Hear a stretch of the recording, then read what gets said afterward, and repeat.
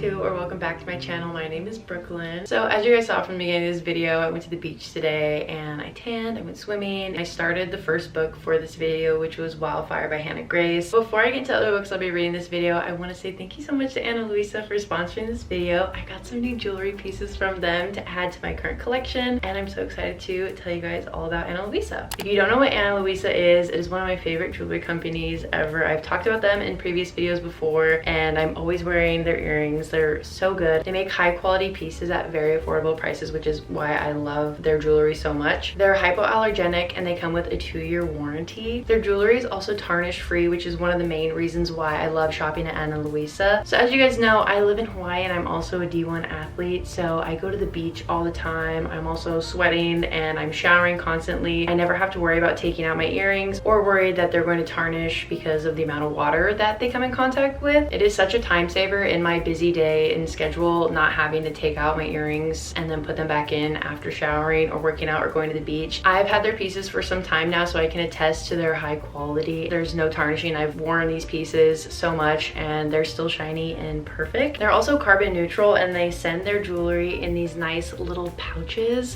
They have little metal clasps. They're great. I have a couple of these from the pieces that I've ordered in the past, and I love using these when I travel and go on the road. Really great for protecting your jewelry. It's just overall great quality for storing your jewelry when you're not wearing them, which I also do. Now for the newest pieces that I got, I received these Julia gold hoop earrings. They are the medium size. They are so far my favorite. I wore these today at the beach, as you guys saw. These are the perfect size and perfect for everyday wear. Just a really easy way to elevate your style. It was also really fun because I got to revamp my earring stack and switch it up. And then I also got this capri ball chain necklace, which I have paired with the one that I've gotten from my mom from Christmas. They go together so nicely and I'm so excited to actually have jewelry that I could layer and stack with one another that match in quality and just style. I think these pieces go together so well. All their pieces on their website are so great for mix and matching. I'm just in love with them. Anna Luisa has jewelry options for everyone, whether you're into earrings, rings, bracelets, or even necklaces, or all of it. Mix and matching, silver, gold, they have it all on their website. Their designs are unique and make you feel empowered and elegant, with designs starting at $39, which is amazing considering the quality that you're getting. Thank you again so much to Anna Luisa for sponsoring this video. It's such an honor to be able to talk about your beautiful jewelry. If you guys want to shop beautiful, high quality jewelry, check the link in my description below. Now for the books that I will be reading in this video, the first book, like I mentioned, I will be reading Wildfire by Hannah Grace. This book is the second book in the Maple Hill series. It's between Russ and Aurora. The second book I'll be reading is also another hockey romance. This is The Goal by Elle Kennedy. This is the 5th book in the Off-Campus series. This book follows Sabrina and Tucker. The third and final book that I'll be reading in this video is The Hawthorne Legacy. This is the second book in the Inheritance Games series. You guys saw me read that series in another reading vlog and I absolutely loved it, so I'm very excited to continue on with this and just see where the story goes. I'm very excited to jump back into these worlds. So without further ado, let's just get started with the video. So as you guys saw, I started Wildfire while I was at the beach earlier today. I actually started reading it on my Kindle because it's offered on Kindle Unlimited, and I'm probably going to continue reading it on here. Like I mentioned in the intro, this book is the second book in the Maple Hills series. I don't know how many books it's going to be in this particular series, but this is the second book and I'm very excited to read it. This is between Russ and Aurora. They spend a night together. Aurora ends up leaving without saying anything to Russ, and then days later they run into each other as camp counselors for the summer camp, and they're going to end up working with each other, and it's just one of those fun romances. I ended up getting to chapter 6 while at the beach. That is page 55. I'm 14% way through. Basically what has happened so far is Aurora went to the hockey party that Russ was hosting because it's a couple of his teammates and roommates like last year, and they're celebrating, and like I mentioned, him and Aurora had a night together, and I just got the part where Aurora hit the road without talking to Russ. So that is as far as I got into the book. It is actually really good, very fun. There's some characters from Icebreaker that I don't remember at all, and hopefully the more I keep reading, the more I'll remember. But I am excited for the summer camp setting in the book because usually it's just hockey, and this is just switching it up while maintaining that hockey vibe. I already love Aurora and Russ's dynamic with each other. Russ is very sweet and kind and caring, and Aurora is like that kind of opposite, fun, carefree soul, so I think they complement each other very well. I'm very excited to see just what's gonna happen when they meet back up at the camp. That is all I have for now with the update. I am going to read more of this tonight, and I will check in later with any more thoughts and opinions that I have.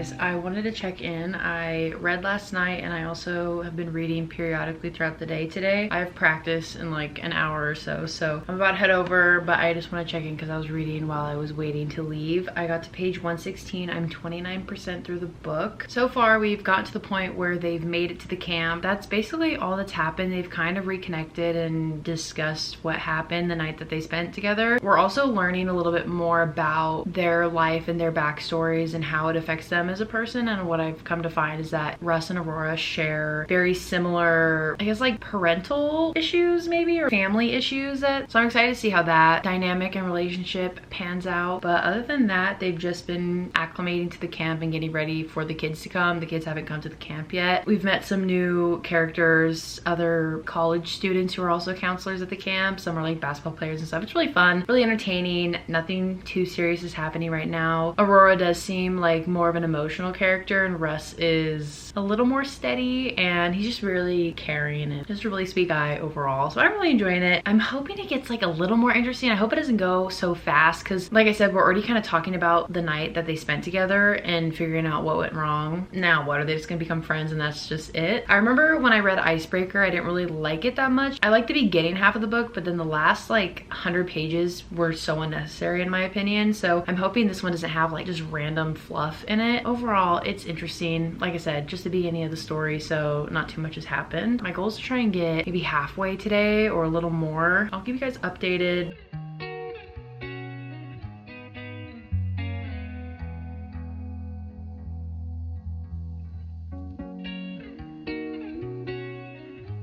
Hi guys, I feel like I haven't talked to you guys in forever. I've had a busy day. Past couple of days I've been pretty busy, so I haven't had a lot of time to really sit down and film me reading or talking about any updates I have. I've been reading majority of the book on my Kindle, but then I also started it on my Spotify because I remembered it was on Spotify when I looked up the playlist. I'm loving the audiobook. I've been listening to it while I was getting ready for bed and this morning. There's 2 voice actors because it's dual point of view. I love when they do the voices of other characters in the book. It's so funny. But I just made it to chapter 23, which is Aurora's point of view, and that is page 225. Past 50% because this is what I have left in the book. Not much has happened, but some things have happened. The most recent chapter I read, something happened between the 2 of them again, and I think this is maybe the climax of the story, and now stuff's gonna get rolling again between them and furthering their relationship. Not 100% sure because, like I said, we have so much left of the book and so much could happen in a short time. If I'm being honest, the book's kind of boring. It's like we're just recycling the same thoughts every chapter within the characters, because Russ and Aurora have very similar parental issues, especially with their fathers. They can relate on that. We've had that level of like an emotional connection between there, and there really isn't that much spice in this book. The last chapter I just read, there was, and that was like the second time that it's happened, so it's not the main center focus of this book, which is good because if you take it all away, there's still emotions and issues and topics that are being covered in the story, which are actually very meaningful between the 2 characters. So I do like that aspect of the story. The camp setting is fun, but it's also just kind of boring, and like I said, we're doing the same thing every day, and they're mentioning kids here and there. We're seeing little personality moments from certain kids. We don't really see much of it, but like other than that, that's all that's really happened. So I haven't really had much to update on. The chapters are also fairly long, which kind of sucks. So my plan for tonight is to try and finish as much as I can. I'm probably gonna keep reading on the Kindle, maybe jump back and forth between the audiobook because the audiobook is really fun, and get as far as I can tonight, and then if I have a little bit tomorrow, then I'll just finish it in the morning. But I'll let you guys know probably when I'm done with the book, or if anything else crazy happens, I'll update you. But that is where I'm at so far.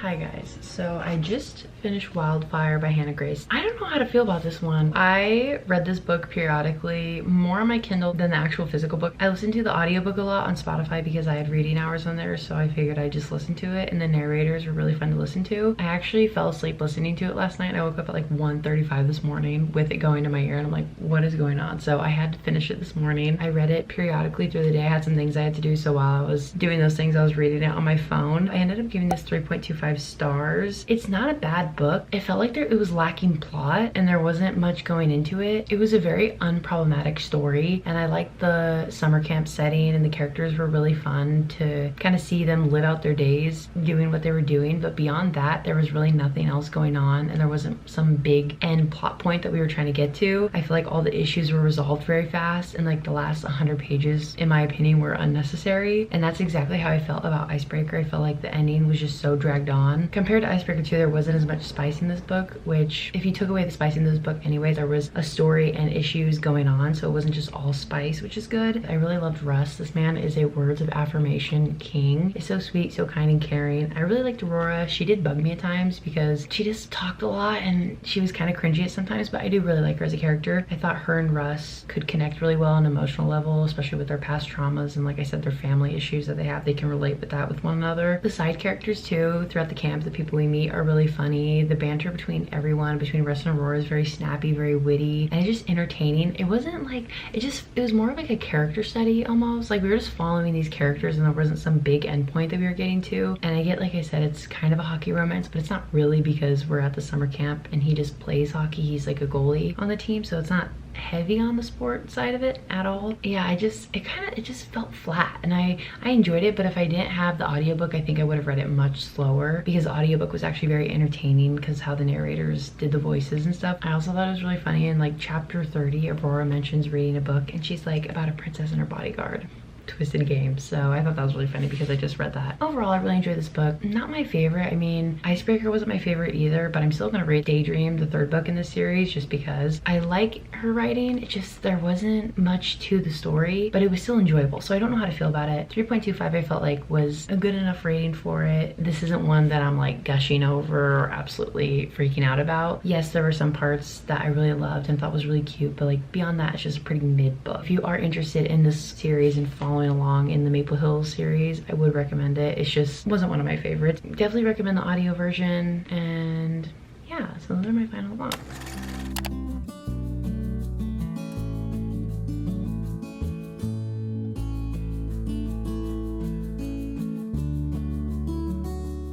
Hi guys, The Goal by Elle Kennedy. This is the fourth book in the off-campus series. It follows our two main characters, John Tucker and Sabrina James. Sabrina was mentioned in the third book with Dean because she's Dean's academic rival almost. They have this little banter going on. So basically this is their book. I got like 45 pages in. I'm currently reading it on my Kindle because it's on Kindle Unlimited, so I figured why not. I've also been on a Kindle kick, and I also redid my stickers. I got my other sticker pack in the mail, and all of these are new. And this is like Taylor Swift. They're little dice with little hearts. I'm on chapter 6, page 45. It got in it very quick. It's definitely going to be an insta-lovey one. Sabrina James, hardworking, doesn't come from that great of a family, works multiple jobs, very sure of herself. She's very smart. She's in a poli-sci. She has her future planned out, and it basically says that her path to escaping her shameful past certainly doesn't include a gorgeous hockey player who believes in love at first sight. One night of sizzling heat and surprising tenderness is all she's willing to give John Tucker, but sometimes one night is all it takes for your entire life to change. Tucker believes being a team player is as important as being the star. On the ice, he's fine staying out of the spotlight, but when it comes to becoming a daddy at the age of 22, he refuses to be a bench warmer. It doesn't hurt that the soon-to-be mother of his child is beautiful, whip smart, and keeps him on his toes. The problem is Sabrina's heart is locked up tight, and the fiery brunette is too stubborn to accept his help. If he wants a life with the woman of his dreams, he'll have to convince her that some goals can only be made with an assist. Unplanned pregnancy trope. I'm waiting for it to happen. One part in the book, very early on, when they have their night together, there's one moment I'm like, that's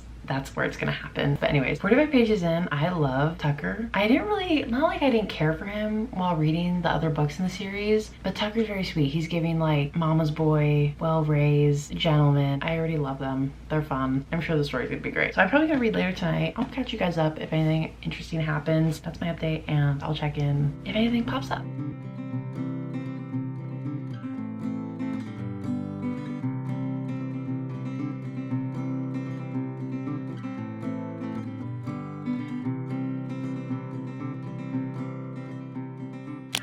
guys, I wanted to check in on page 230. I was just reading it. I'm like transferring video footage over, so I'm waiting for that. So I'm reading right now. I've been reading majority of it on my Kindle. Yesterday I did read a good chunk of it in the book. I'm flying through this book on my Kindle. It says I'm 60% through. I'm on chapter 24 right now, and we just got to the part in the story where basically this comes to fruition, where she finds that she's pregnant and they're trying to figure out what they're gonna do. I'm loving it. I love Tucker. I think he's so steady as a character. He's the perfect guy to be in this situation. He's very steady, patient, understanding of Sabrina and who she is as a person, and there's just the type of, I guess, personality trait that she is and how she planned for her life to go and how it's not, and he knows that, and so he's giving her space to figure out, and I just love that. I love their little dynamic. If you've read the third book, another traumatic event, relived it again in this book. It was terrible. I didn't really want to ever read about that again. If you know what I'm talking about, it's about another character in this series that had something happen to them. It happened again in this book because they're going through that same timeline. So in my book, I'm on page 230, but in my Kindle, I'm 213. So far so good. I really don't have anything to say. This book is, it's pleasant. That's like the best way to describe it. Also, I don't know if I like this trope. I'll come back and update you guys once I'm further into the book.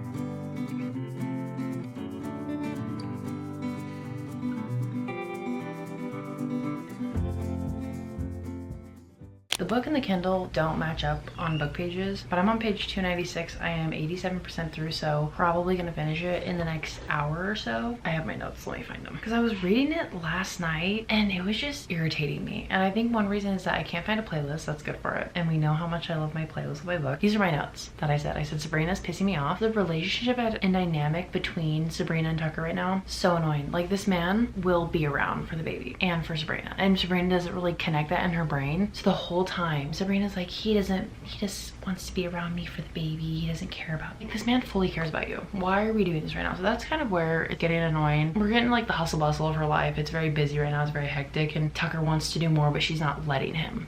And that's what's bugging me about this trope. But yeah, I just want to update you guys because I'm probably gonna finish it. It says I have 44 minutes left in the book. I will update you guys when I'm done reading it.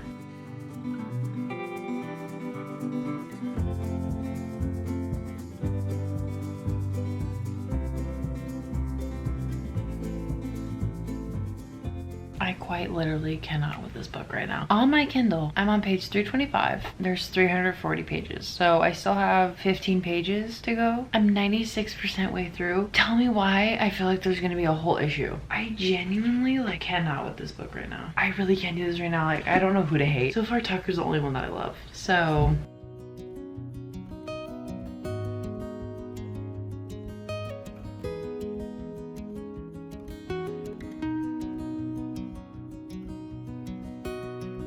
guys, I wanted to come on here and talk about The Goal by Elle Kennedy. I ended up finishing this a day or so, I think 2 days ago. I read this so fast. I read it, majority of it on my Kindle and then some parts of it in the book, and I burned through this book. I read it in like 2 days. So I ended up rating this book 3.75 stars. I really did enjoy this book, considering it was like the last book of the off-campus series, and I know there's a 5th book involving everyone, like all the friends in the friend group. I did enjoy it, but there were some things that I just didn't really like, and I think the main thing was the trope. As we know, this is an unplanned pregnancy trope. It mentioned it on the back, and I didn't realize that until like I started talking to the camera about it. I never read a book like this with this trope in it, so I didn't really know how I'd feel going into it. And overall, it wasn't that bad, but I think it's just the characters and how they reacted to it that I didn't like. Maybe if it was a different circumstance, I would like it more. If it wasn't mentioned on the back of the book and it was more of a shock factor, and I was reading it as the characters were discovering that they were pregnant, then maybe I would have liked it a bit more, because I would have been just a shock, because I love Tucker's point of view and actually getting a little more knowledge of who Tucker is, because of course he was always in the background in the other books. I will say though that as the story went on, I started to really dislike Sabrina just because of how self-deprecating she was, and in the beginning I could really feel for her and kind of understand her busy schedule, but then it came to a point where it just became so self-deprecating that it's like, get a grip, girl. Like, because she had Tucker with her the whole time. This man was so patient for Sabrina. He was so patient, so kind, understanding, and he knew her on that emotional level, and she just would not let him do that. And that just irritated me so much because Tucker did not deserve that sort of treatment, but he just accepted it and went on with it and said that he was just being patient. There was also one part at the end of the book, you saw my reaction to it. I was so frustrated, and I understood why she did it to set up the characters to get to a certain point in their relationship, but I feel like it could have been done a different way, and it was just annoying because it just made me dislike Sabrina even more. Overall, Tucker was the only character that I actually truly enjoyed reading about in this book. So for the next and final book of this video, I am going to be starting the Hawthorne Legacy by Jennifer Lynn Barnes. This is the second book in the Inheritance Games series. I don't really know too much about what this book could be, and I can't really explain too much because it is the second book of the series and I don't want to spoil anything. All I can assume is that it's going to pick up where the first book left off, and it set it up in two ways. One specifically with a brother, and then more stuff with Avery. But I am very excited to read this. Sadly, this is not on Kindle Unlimited, so I will be going without my Kindle for however long this takes me to read. I know I'll probably get through this very quickly. I'm very excited to read this. I saw a quote from, I think it was Jameson to Avery. We're jumping right back into this love triangle. I am so excited. I will forever be Team Grayson. No matter what, I will forever be a Grayson girl. That may change if he does something in the second and third book, but as of now, I'm Team Grayson. I am very excited to read this and just get right back into this world. So I will come back with an update once I finish reading for the night, or if I get to a point in the story where I can maybe vaguely explain what it is about.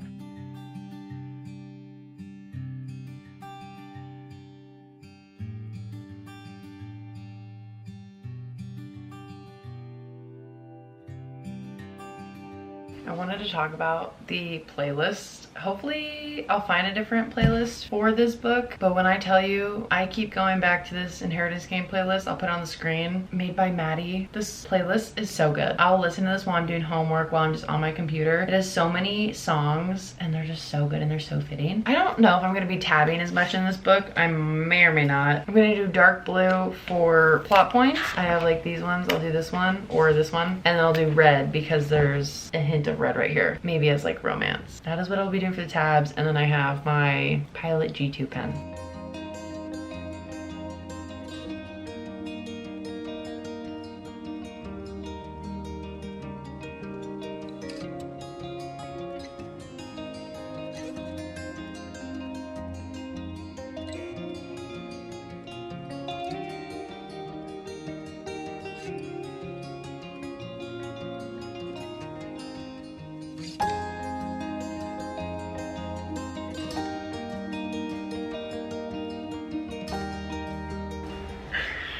I miss Jameson and Grayson so much. I have a feeling that I will be using the red tabs more than I will the blue because I have really only been using the red. So first we open the book with Jameson and Avery having a little banter. And then I'm like, wait, Jameson's kind of slaying right now. And then Avery has an encounter and Grayson just shows up. I'm gonna be giving you guys majority updates of the love triangle that's going on in this.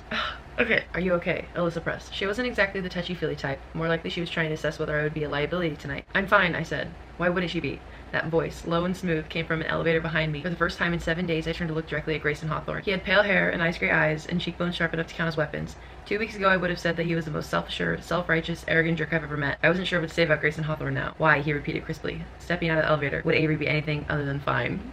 And then, because they're going to a football game because she's like an owner of, I'm assuming the Dallas Cowboys, if that's what it was. So this is the start of chapter 4, page 17. So she has this big seating area and she's meeting all these high-level people in society and she's just kind of getting overwhelmed. My brain pretty much stopped functioning when I heard the phrase, Her Highness, and I realized there was an actual royalty in attendance. Alyssa must have sensed that I was reaching my limit. It's almost time for kickoff, she said, laying one hand slightly on my shoulder, probably to keep me from fleeing. Let's get you in your seat. I made it until halftime, then bolted for real. Grayson intercepted me. Wordlessly, he nodded to one side and then started walking, confident that I would follow. Despite myself, I did. What I found was a second elevator. This one goes up, he told me. Going anywhere with Grayson Hawthorne was probably a mistake, but given that the alternative was more mingling, I decided to take my chances.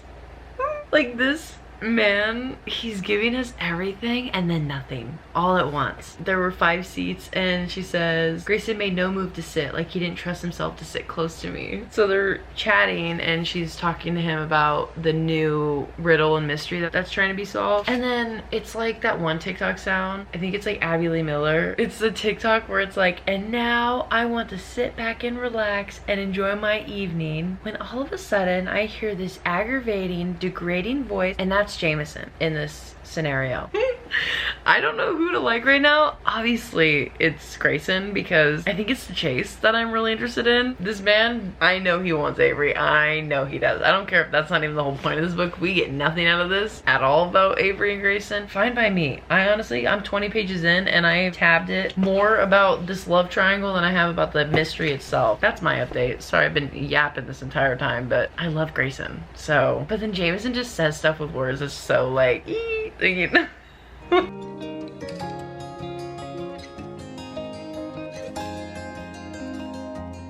This book genuinely might reignite my soul. I haven't had giddy feelings while reading books in a while. I feel like I've just been like coasting through them. This one might do it for me. It's solely because it's this love triangle going on, and I'm not gonna shut up about this. I get people like Jameson, but tell me there's a group of people that love Grayson. This man loves Avery. I don't care. I don't care, and she likes him. So there's more issues where Avery's kind of being threatened. So she's talking to her security guard, Oren, and Grayson's just there. And then Oren takes her to the security room. She was telling Oren, I thought you weren't concerned about my locker. I told Oren. My head of security met my eyes. I'm not, but he also wasn't taking any chances. What precisely, Grayson said, coming up behind me, happened at your locker. And then she's like, I'm not gonna tell him because I don't need his protection. Like, stop, accept it, please. And then she noticed something on the security screen that was like Jameson walking somewhere. And so she was like watching it and she wasn't looking at Grayson. And it says, beside me, Grayson's attention was on me, not the monitors. That's like the same thing when in books where the girl's like looking out the window, she's like, the view is so beautiful, and the guy's like, it is, but he's looking at her. Avery, he sounded almost hesitant. I had been sure that Grayson Davenport Hawthorne, former heir apparent, was capable of hesitating. Tell me that man is not like in love with her. I am going to stop reading for the night. I finish on chapter 7, page 33. I'm loving it so far. This book is so good. I feel like it's gonna be better than the first one. It's already so much more interesting to me, and I think it's because we just have everything more developed and we can focus solely on the mystery and the clues, the love triangle. I'm so excited to keep reading this. I'm going to try and read a good chunk of it tomorrow, and I will let you guys know my thoughts once I'm further into it.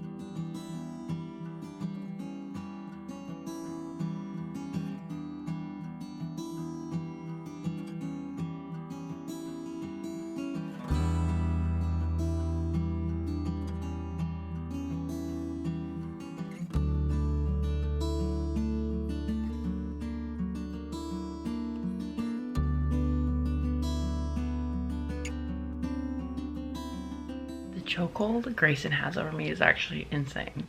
I can't really like say anything without giving anything away, so I'm gonna do my best not to. Avery, Jameson, and Xander needed Grayson's help with charities because he was the one that like really runs all that stuff and knows how to do it. So Jameson was telling him, he's like, okay, I'm gonna do the on speak rule. It's basically like an anagram for no speak, so Jameson can speak to Grayson without Grayson interrupting. And so Jameson tells them why they need the help. Jameson explained the rules of this to Avery, and then Grayson says, at which point, if I choose, I can invoke the sacred right of Tabe Noad, but it's basically beat down.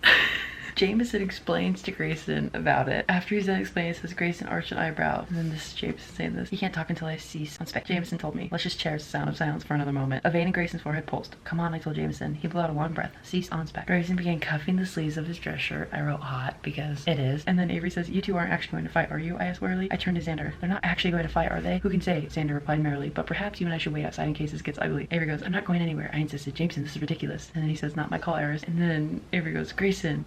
He turned to look at me. I would prefer you wait outside. I'm like so whipped with Grayson. I wrote the hottest man to ever live. I just love the whole brother dynamic in this book. It's so funny. They're so funny. And I'm on page 75 right now. I just made it to chapter 18.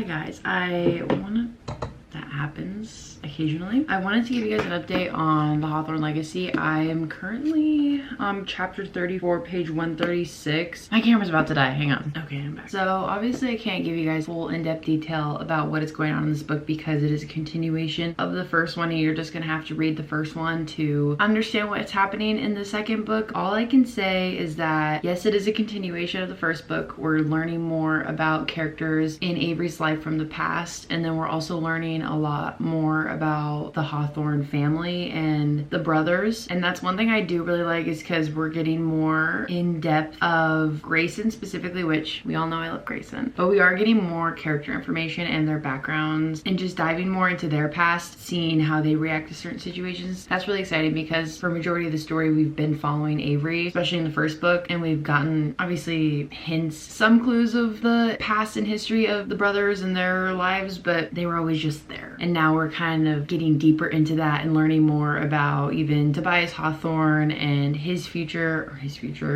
he's dead. Tobias Hawthorne's past and just all the family, just deeper levels. I'm really enjoying this book. I think I'm really liking it way more than the first book because this actually has the clues and the mysteries and the hints that I'm looking for. Love triangles, triangling. You know what I mean. My plan for today is to do a little bit of work on my computer and then try and binge as much as I can with this and maybe get it done in the next day or so.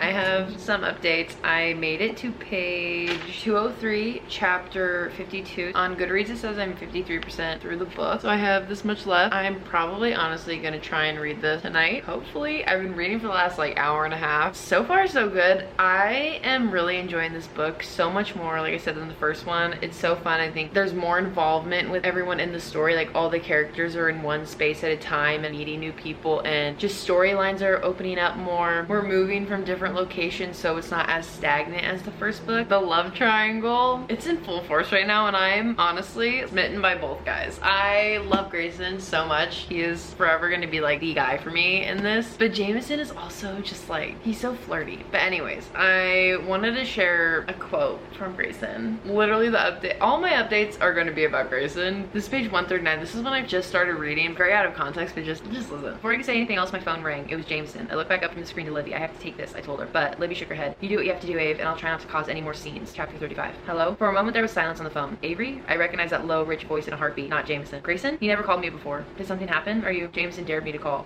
It wasn't going anywhere, and that like, the quote really doesn't mean anything. But just the fact where she goes, I recognize that low, rich voice in a heartbeat, not Jameson. Oh my gosh, also, here's my thing, my thought process between Jameson and Grayson. I've said this in, I think it was my July video, that Jameson sees Avery as a piece in a puzzle, something that he can use to solve puzzles that his grandfather sets for him, while Grayson sees Avery as a puzzle that he needs to solve. Like she is her own puzzle in itself. And I feel like this always happens too with like love triangles or brother things. Like in TV shows you see this too. It's like one brother I feel is more driven by lust and the chase and the thrill of having that interaction with the girl, and then the other brother is not the one that never wins, but he will in the future, but he's always the one that appreciates her for who she is and wants to learn and discover more about her, and it's not so much driven by the lust or like the chase or the thrill of it. Jameson's the first one, Grayson's the latter. That's all I have to say, and that's why I love Grayson, that's why I love Conrad. I am going to go do some other things, not read, I need to eat lunch, work on my computer for a bit, but I'm gonna jump right back into the story very soon because I am just enjoying it so much. Y'all, this is getting insane. Chapter 63. I'm on page 246. I'm not gonna spoil anything, but it is getting very intense. I believe I have about 100-ish pages left. Let me just reenact what just POV I'm reading. Page 246. Insane. Genuinely gasp out loud when you guys get to that part. Page 246, bottom of the page. Insane. Insane. This book is so good, I'm eating it up. And that's all I'm gonna say because this is insane. I keep saying I have to work on my computer. I have some things I have to get done. I don't think I'm gonna be working on my computer today. Today's a kind of rotten read, my book, you know? I'm finishing this book, but that was insane, and I'm gonna go giggle about it. I moved back out into the living room. I have the book with me, and I'm gonna binge read it for however long it's gonna take. I have about 100 pages, maybe less. I'm on like 263. There's 253 pages, so I have like 90-ish. So I'll look to you guys if anything crazy goes on. A lot is developing, but yeah, I'm really curious how it's gonna end, because now I'm thinking like, what could the third book be? So I'm getting excited. I'm getting better and better at this. I literally called it. Like, it's not a big plot. Yes, it is. Kind of. A lot's going on right now, and I'm writing as I go. I guessed it. I just had to tell someone because I'm speaking to myself. I go, oh my god, I guessed it. And then no one answers because the apartment's empty. So this makes me feel less crazy. Anyways, I'm eating this book up. It's going good. I'm on page 274. I read like 10 pages, but it's really good. I can't picture Grayson being a blonde. I can't picture that man being blonde. I don't know. It says his light blonde hair looked platinum. Like, you actually have brown hair.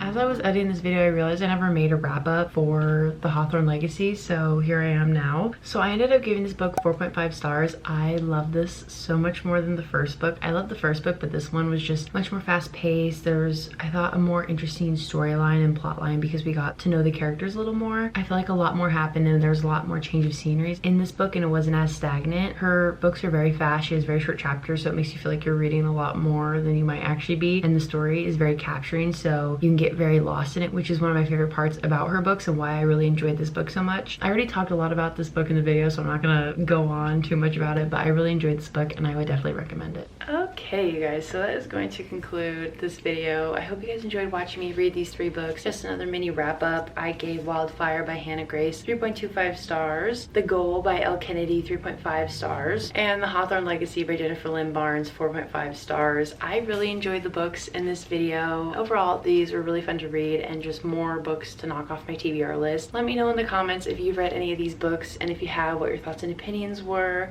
or if there are any other series that you think I should check out. Definitely let me know in the comments down below. If you guys have any video recommendations you'd like to see from me, maybe based off of my TBR or any books that I might have on my shelves, let me know in the comments below specific videos you'd like to see from me. Once again, I want to thank Luisa so much for sponsoring this video. Don't forget to use my link in the description below and check out some of their beautiful pieces they have to offer. Thank you so much for watching, and I hope to see you guys all in the next video.